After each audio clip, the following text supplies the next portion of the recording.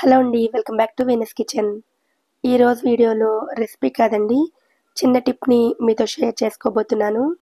మనం కొత్త వస్తువులు కొన్నప్పుడు స్టీల్ కానివ్వండి, లేదా ప్లాస్టిక్ కానివ్వండి, లేదా ఎలక్ట్రానిక్ ఐటమ్స్ అయినా సరే వాటి మీద ఇటువంటి స్టిక్కర్స్ అనేవి వస్తూ ఉంటాయి.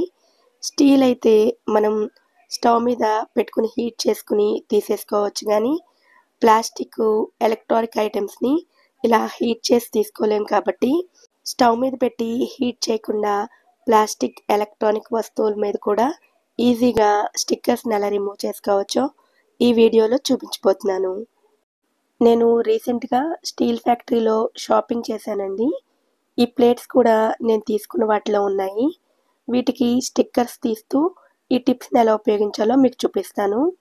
హీట్ చేసుకుని స్టిక్కర్స్ని ఎలా తీసుకోవాలో మీకు ఇంతకు ముందు వీడియోస్లో కూడా చూపించానండి. మంటను లో ఫ్లేమ్లో పెట్టుకుని 10 సెకండ్ల పాటు వేడి చేసుకున్న తర్వాత స్టిక్కర్స్ని ఈజీగా తీసుకుని వేడిగా ఉన్నప్పుడే ప్లేట్ని క్లీన్ చేసుకుంటే ఇలా క్లీన్గా వచ్చేస్తుంది. ఇప్పుడు రెండో టిప్ని చూద్దాము. అందుకోసం ఒక బౌల్లోకి కొద్దిగా కొబ్బరి నూనెని తీసుకోండి. ఏ నూనె అయినా పర్వాలేదు, వంట నూనెనైనా తీసుకోవచ్చు. ఇందులోకి వంట సోడాని వేసుకోండి. ఇంతే క్వాంటిటీ వేసుకోవాలని ఏమీ లేదండి. మీరు ఎన్నిటికి స్టిక్కర్స్ తీసుకోవాలనుకుంటున్నారో అంత తీసుకుంటే సరిపోతుంది. అలాగే వంట సోడా ఆయిల్లో మునిగేటట్లుగా నూనెని తీసుకుంటే సరిపోతుంది. వంట సోడా నూనెలో కరగదు, కానీ కొంచెం కలిసేటట్లుగా కలుపుకుంటే సరిపోతుంది.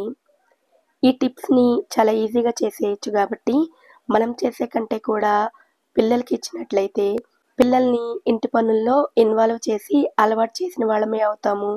అలాగే వాళ్ళకి టైం పాస్ అవుతుంది కాబట్టి టీవీలు, ఫోన్లు, ట్యాబుల్ లాంటివి చూడకుండా స్క్రీన్ టైం కూడా తగ్గించినట్టు అవుతుంది. ఇలా లిక్విడ్ని రెడీ చేసుకున్న తర్వాత మీరు స్టిక్కర్లను ఎంతైతే తీయగలరో అంతా తీసుకోండి. వీలైనంత వరకు తీసుకోండి, సరిపోతుంది. తర్వాత ఒక సాఫ్ట్గా ఉండే క్లాత్ని తీసుకోండి. నేను ఇక్కడ కాటన్ని తీసుకున్నాను. క్లాత్ అయినా కూడా పర్వాలేదు. ఈ లిక్విడ్లో ఈ కాటన్ని డిప్ చేసుకుని ఎక్కడైతే స్టిక్కర్లు తీసామో అక్కడ రబ్ చేసినట్లయితే స్లోగా గమ్ అంతా కూడా లేదా పేపర్ ఉన్నా కూడా పోతుంది.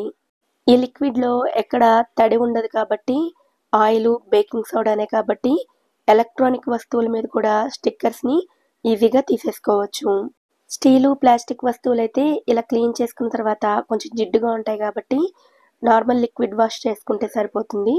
అదే ఎలక్ట్రానిక్ వస్తువులు అయితే సాఫ్ట్గా ఉండే క్లాత్ తోటి క్లీన్ చేసుకుంటే సరిపోతుంది. ఇంకా మూడో టిప్ ద్వారా ఎలా రిమూవ్ చేసుకోవచ్చో చూద్దాము. ఈ మూడో టిప్ అయితే చాలా ఈజీగా అయిపోతుందండి, కానీ ఎలక్ట్రానిక్ వస్తువుల మీద మాత్రం ఉపయోగించడానికి ఉండదు. ముందుగా ఈ స్టిక్కర్స్ని వీలైనంత రిమూవ్ చేసుకోండి. తర్వాత ఇలా నెయిల్ పాలిష్ రిమూవర్ని తీసుకోండి. ఏ బ్రాండెడ్ నెయిల్ పాలిష్ రిమూవర్ అయినా కూడా పర్వాలేదు.